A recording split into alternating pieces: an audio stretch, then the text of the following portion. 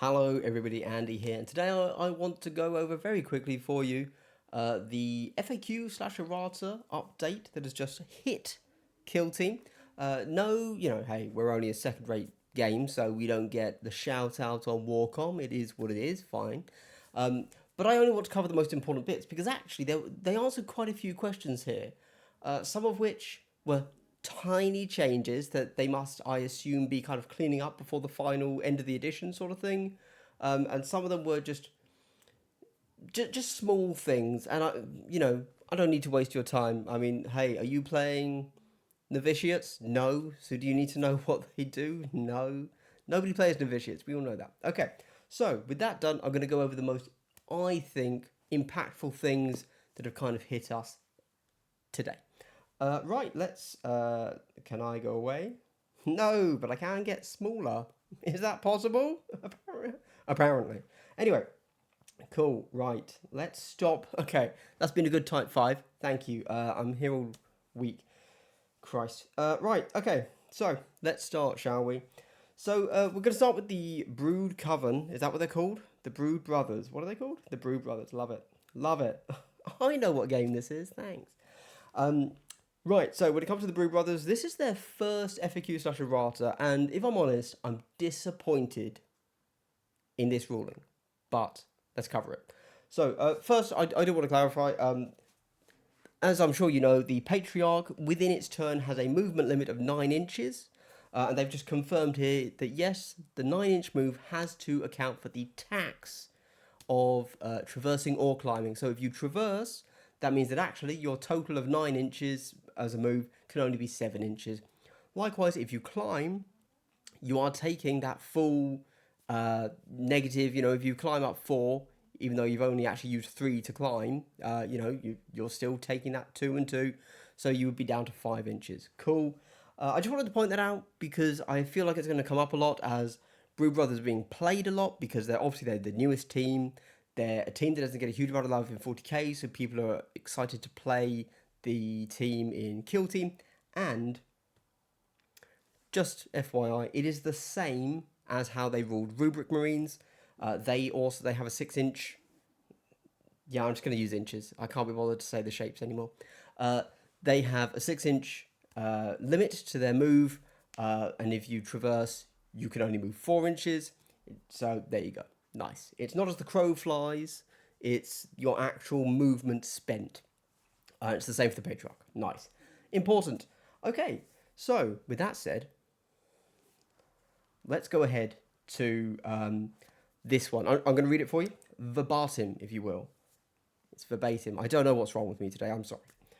When activating the Patriarch, can you choose to activate the operative and generate 0 AP using the Alpha Predator ability? Then later in the turning point, activate the operative a second time and generate 4 AP, effectively skipping an activation. So Alpha Predator is the thing that allows the Patriarch to activate twice in a turn. Right. Okay, so I don't like this ruling. Because from what we can see, Brood Brothers is a very, very, very strong top tier team. And we're getting a lot of people playing them. And this is just straight up a buff to them. I don't think... clearly, they've put here, this is the intent. This is how it should be able to be played. We've had playtesters answer that, yes, this is how it was tested. Cool. You might have slipped up on that one, chaps. I don't think this is a good ruling. It is what it is. Ultimately, it doesn't really matter for balance because we need a balance patch to change how Brood Brothers work, not fix it here. This just seems like a little buff to just, that's what the FAQ errata is. They're just clarifying how the rules work. However, in the past, they have, back in ye olde days, the first year, they had deliberately put things that could have been in the in the balance patch as like little sneak nerfs or buffs in the errata to kind of, hey, should it be yes or no as the answer to this question? Well, this team's underperforming. Let's say yes. This is a buff to the team that is already at the top of the game. So, cool. Nice.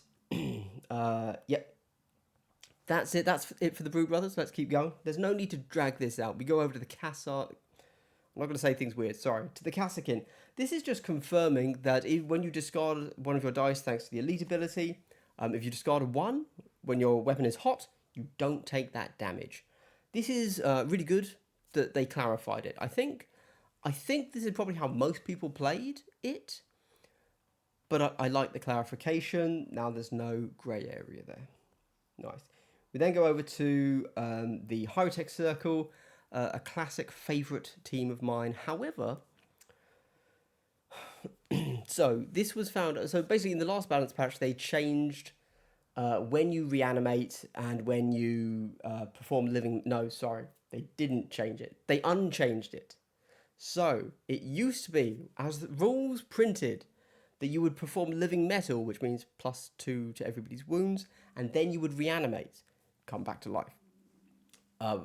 They then swapped that around because the team needed real help because it was one of the worst teams in the game.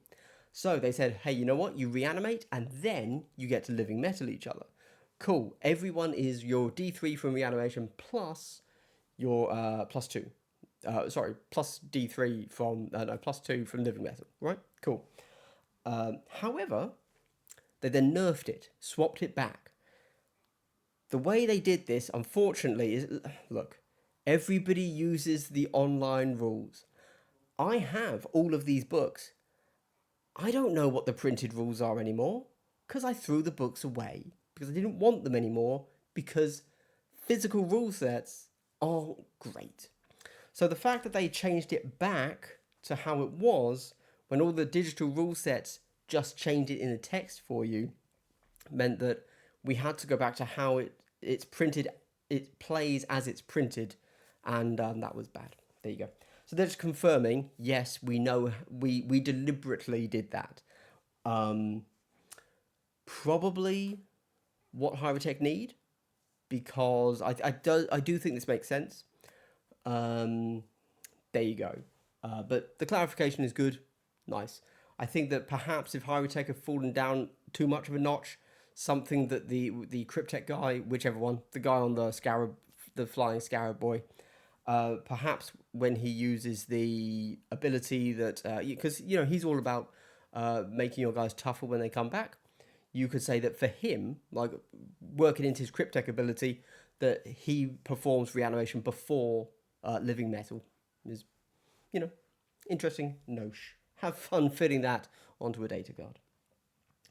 Then we get to the core rules changes. Now, that there have been a few, but I think that this one is probably the one that I care about the most. That is for ploys like Dark Favour or Unquestioning Loyalty that change the target of a shooting attack. How do you determine dice automatically retained as a result of cover? Unless stated otherwise, save over protocols, Pathfinders. All right, nice. Determine dice automatically retained as a result of cover as though the new target is the intended target. Cool, this is just confirming that, like, hey, you don't get to skip this or get it where you wouldn't get it normally. You basically are doing a completely new attack based on this new model. So there you go. So if this guy's just stood out totally in the open, but you've shot the guy behind, but then you do the Unquestioning Loyalty, yeah, you just you redo the whole shooting process, which I think makes total sense. I don't know why you do it the other way, but again, they are just clarifying. I feel like there might have been one more in here, but this was the one that I read. But so when climbing over terrain, e.g., ruined wall from Killzone Chownath, can the operative climb up and then drop to descend the other side? Yes.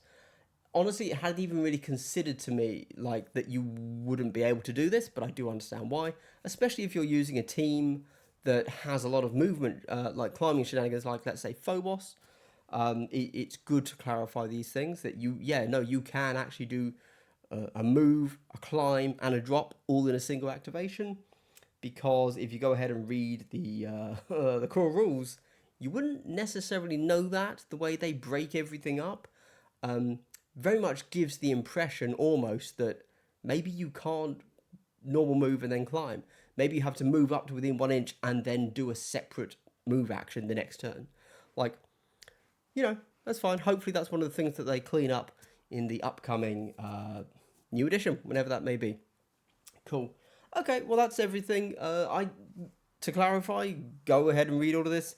If you have a tournament tomorrow, like me, then it would be good to read this. But in my opinion, those were the most important things. Obviously, though, with that said, if you're a Brood Brothers player, or you're going to a tournament and therefore you will face Brood Brothers, apparently, probably read the whole of that document. Yeah. There you go. All right. Well, thank you for watching, everybody. This has been Andy. I've been. I don't know. All right. Bye.